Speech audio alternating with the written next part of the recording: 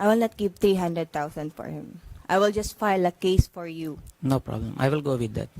Okay. Why did you continue on with the relationship and kept asking money from him? In- At that time that he was hurting you, doing you physical abuse, you could have just turned your back and said, stop it. I don't want you anymore. I don't want this relationship to continue. Fuck it. I'm going to leave you now. Why did you do that?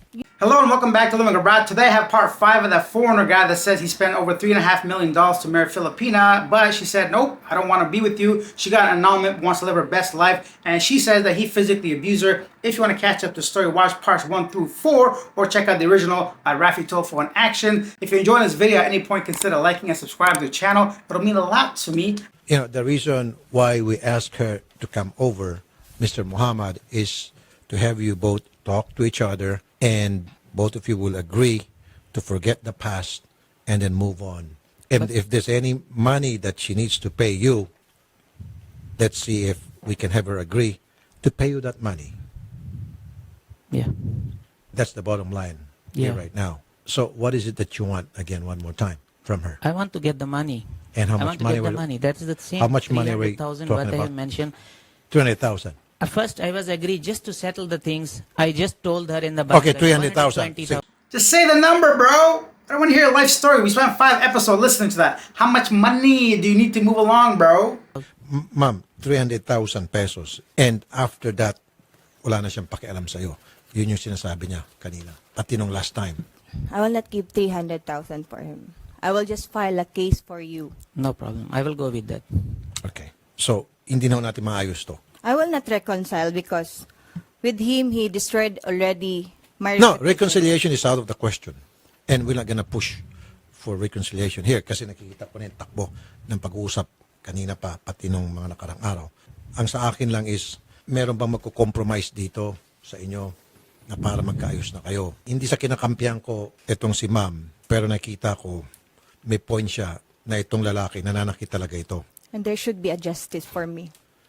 The only thing is, sana at that time, nung sinasaktan ka niya, you should have called the authorities. Now, sabi mo natatakot ka? Ba't ka natatakot? Yun nga po, natatakot po ako sa ano pa Say it pong in English. possibly niyang magawa sa akin. No, ayoko kasi na- if you call the authorities, then makukulong siya. So, ba't hindi niyo po tinawagan yung 999? Hindi po kasi ganun yun kadali kung nasa Dubai ka. Na Actually, it is very easy. Don't fall for that shit. Despite what you believe, this like Western media bullshit, women in Dubai are extremely happy and well off, and men protect them and treat them well. Don't believe just because somebody wears a burqa or a headscarf that they're oppressed. That's Western media telling you that shit. Women in Dubai are some of the most wealthiest, richest, fucking well-off people you'll ever come across, and the laws are in their favor. So she's wrong about it. I'm not saying OFWs don't get mistreated. I'm not saying Filipinos don't get mistreated. But if she called 999, the Dubai police will be on this other immigrant or migrant's ass. This Pakistani guy that's not from, he's not an Emirati, don't forget. So I don't buy that nonsense. Don't give me that shit that's not how easy it is. It is. sabihin mo na lang natatawag ka. Of course, there will be an investigate for that. And then, hindi ganun. Hindi ka agad ikukulong doon. Oo. Di katulad dito Hindi na katulad, oo, pwede kang kalabusuhin pag nakita na meron kang pasa. At saka, sinisecure ko lang po yung sarili ko dahil may instances na, di po ba, na bawal Kasi po. tourist din kayo doon. Yes, and at ang Dubai po is bawal po yan sa yung sabihin natin na nagsasama. So, Bawal na nagsasama na. pero hindi po kami magkasama ng that time. Na bawal Sinasaktan magkasama niya na hindi mag-asawa. Okay. So yun ang isang dahilan kaya ako umiwas na magsumbong. Baka madiskubre, imbis na ikaw nagsusumbong, ikaw Ako kasama pa sa ang, mga siyami. opo. At tapos, yun po ang magiging bawal dahilan na maging bawal sa Dubai deportation ang- ko. Bawal sa Dubai ang mag-live-in. Opo. At yun po din ang maging dahilan baka ma-deport po ako. At gusto ko rin pong, dahil gusto kong maging malinis na nasa ibang bansa ako, ang reputasyon ko po. Now, tell me the truth, ma'am. I'm gonna help you if you were the one who's been aggrieved. Pinaasa mo ba siya o hindi? Hindi ko po siya pinaasa. Kasi kung sasabihin natin pinaasa ko siya, sa simula pa lang po na, yung marriage po namin na, kasi minahal ko po siya actually. Minahal ko po siya, alam niya yan. So, why did you change your mind? Dahil nga po nga nananakit na po siya sa akin. At hindi ko na po makaya yung attitude niya na ganun na napipicture out ko po na darating yung panahon. Kasi nagkamali na po ako ng first sa marriage ko. Ano Ayoko na nangyari sa po. first marriage doon? Actually, yung husband ko naman po ang umalis sa bahay namin. Okay. So, ayoko na pong maulit at pinipicture out ko po na gusto ko na magkaroon ng magandang pamilya. So, yun po yung gusto ko na siya na yung ini-expect ko na magiging makasama ko habang buhay. Pero nagkamali po pala ako na napinili. During the times that he started hurting you, doing this physical abuse, bakit patuloy ka pa rin humingi ng pera sa kanya? Why did you continue on with the relationship and kept asking money from him? Hindi po ako humihingi ng pera, hindi po ako humihingi ng pera sa kanya. Kasi mapapatunayan ko po yan na sa 2 taon ko pong pagstay sa Dubai, nung hindi pa po ako tourist. At that time that he was hurting you, doing physical abuse, you could have just turned your back and said, stop it, I don't want you anymore. I don't want this relationship to continue. Fuck it, I'm gonna leave you now. Why didn't you do that? Ginawa ko naman po yun. Yun nga po yung, yun nga Nung- po yung pinakinig ko kanina na nagpunta pa, nasa point po kami na nag-usap kami. Maganda yung pinag-usap. So meron kang video niyan? Yun nga po, pinag-usap na. Yun na nga po yun eh. Bago siya nagpakasal, maganda na po yung usapan No. namin. I'm talking about physical abuse. Kasi ma'am, I'm very super sensitive. Alam niyo yan. Alam ng lahat yan. Pag yung mga kababayan na sinasaktan, physical abuse, allergic po ako dyan. Ang point ko lang po, nung kayo po'y sinasaktan na, bakit hindi kayo tumalikod? Iniwanan nyo na siya. You said no. You could have said, ayoko na, I want to stop this relationship. You turn her back on him and you stop accepting money from him. Kasi ma'am, yung patuloy mo pa rin pagtatanggap ng pera sa kanya, kahit na kayo po'y nasaktan na, it just shows na meron po kayong balak na talagang perahan siya. Yun po ang lilitaw. Hindi na po ako umaano sa kanya ng pera. Kumbaga, tiniis mo na lang yung sakit. Tiniis. Basta kapalit naman ito pera. Parang ganun po ang Hindi. dating sa amin. Hindi po. Wala, hindi na po Correct me if I'm wrong. Hindi po ako nag-accept na ng pera sa kanya. Yung time na yan, nakahiwalay na po ako sa kanya. Ang ginagawa niya yan sa akin. So, nung mangyari ito, humiwalay ka na sa kanya. Oo, wala na nga ako. Wala na po ako. Ako mismo ang umalis sa flat na kung saan may magkasama kami pero magka-separate kami ng partition. Alright, sir, I understand that you were At hindi pa siya married that time. denying all these bruises, Yeah. that you were not the one who did this to her. But I'm going to ask it anyway. After these happened, is it true that she turned her back on you and she left you?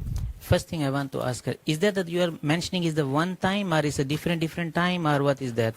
It's different. Different. This one, when Parhan's home, right? Remember these clothes? Parhan's home. When his her girlfriend is Who's also Parhan's? there. Who's Parhan's? His friend. House of his friends were there. Detallado. When he's hurting me. Detalyado si ma'am kung ganon. Yeah. And all that. And this Imagine one? This one. Okay. This one was in the road in Okay. Dubai, right? Okay. So two. How about this one? Actually, this is two in one Okay. in one place. It's Okay, the so same. two different. From the How about this one? Is it the same? this is the same. Same? The other one. Okay, so twice. And also from the last time was in Naim's home, his friend's This one, home. shoulder. Yeah, this is the one. So you are stating 3 times I have physically abused you. Is that correct? Yeah. So in that 3 times, you did not even get single time chance to call any authorities or to anyone or to do anything against me in UAE. You know that UAE is the How safest. many times I've already told you? Did you give me time to call police and How everything? long time it You will know take you are to the call? one holding my mobile. You are- Everything you are don't want stating me that to just go now you anywhere. stated- Even you are just One putting second. me in the room. 1 second, let me finish. Just now you stated that you was living with your friends in the flat where was ladies. So I am not there. I'm not with you. So why you did not call at that moment? Do you think they will care for me for that? So do you? Because they don't you said want also in to your be last get statement involved that on you this don't one? have any family member, you don't have any friends there, you don't have anybody. In Sandali lang. Dubai. Notice how she keeps changing her story and moving the goalpost? This guy's calm and composed. He's saying that during this whole time, here's the biggest clue that she's lying. That she kept taking money from him even after he did all this stuff. And he says he can prove it.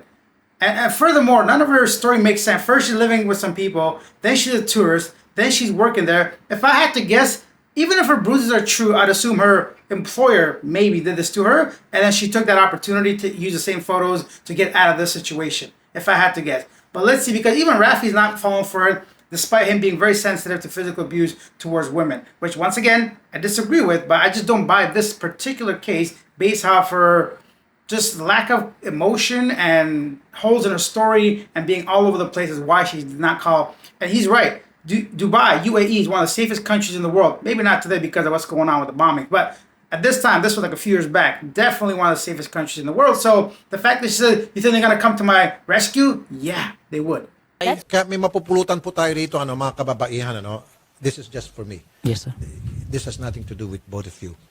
Ito yung advice ko sa lahat ng mga kababaihan. Sa oras kayo po'y sinakta ng inyong partner, agad-agad kayo po'y magsumbong sa mga kinaukulan. Magpa-medical kayo, picturean nyo, tama itong ginawa niya, and tumawag kayo sa otoridad. Pwede sa barangay, pwede sa pulis, ipablatter nyo, parang ebidensya. Kasi sa ngayon, lalabas tong he said, she said. Inaakusahan niya itong si Mr. Muhammad ng pananakit. Sabi ni Mr. Muhammad, hindi ko gagawa niyan, magbanggit ka kung kailan yan, may mga binanggit siyang mga okasyon. So, wala malabo talaga Whereas kung si ma'am sana nagpa-blatter o nagtawag sa mga otoridad at meron siyang daladalang papeles galing sa otoridad na in fact nagpa-blatter siya, then mas kapanipaniwala, ma'am. Sa ngayon, it will be a case of she said, he said. Medyo alanganin po ang sitwasyon mo rito kung tutuusin. Nanggigess niyo po, ma'am, hindi sa kinakampihan ko po siya, ma'am. Kung nakita mo kanina, kinakampihan din kita. So, tumatawid ako left and dito, kung sino sa tingin ko ang merong punto, pinapanigan ko. So, this time, meron din punto itong si Sir, bakit ka kasi hindi tumawag sa numerong yun? Although meron ka sinabing reason, pero you're a smart girl. Hindi ka basta-basta maging brand ambassadress kung ikaw ay ob-ob. You're smart na you could have done the right thing, which is call the authorities at isuplong mo ito. Now, tapusin na po natin, napakahaba na, sige, pwede tayong lumipat doon. Mag-news break tayo and then let's see kung kaya natin silang pag-ayusin off-air. We could not use the name of the other people, but they have already mentioned what was your past. I hope you understand what I mean. What was her past, sir? Shoo! Looks like Muhammad brought some more evidence regarding Rose's past. Leave your thoughts down below. Let me know. What do you think of this newest development regarding this Filipino and foreigner who met in Dubai and things did not work out? Leave your thoughts down below. Who is more believable right now? Because as Rafi mentioned a couple times, it is still a case of he said, she said. The only provable, or at least evidence I can see against the woman, is if there are dates on those photos and she says this happened on this date, yet she continued to receive money from Muhammad multiple times after that situation, all the 3 times that he allegedly abused her. And aside from that, yeah, nothing really. And what happened to Miriam? Wasn't that woman supposed to come and testify on her behalf that this man abused her? I guess we didn't hear about that either. Like, of course, this is not a courtroom. This is not, a lawyers and judges and proper way of doing things. There's just a show for mainly entertainment, I assume, also for some information. So let's not get too involved into that, because at the end of the day, whoever has more money and is more invested in it probably is going to come out on top. I just don't believe this man came from Dubai 4 times on separate occasions and tried to just get an apology, because initially he didn't even want the money. Now, the fact that she's not apologizing is the reason why he wants to take her to court. Thank you for watching. Leave your thoughts down below. Hit that like button. Tickle that subscribe button. It only takes a few seconds. Completely free. You're sitting on the couch anyways. I'll see you guys next time. Bye.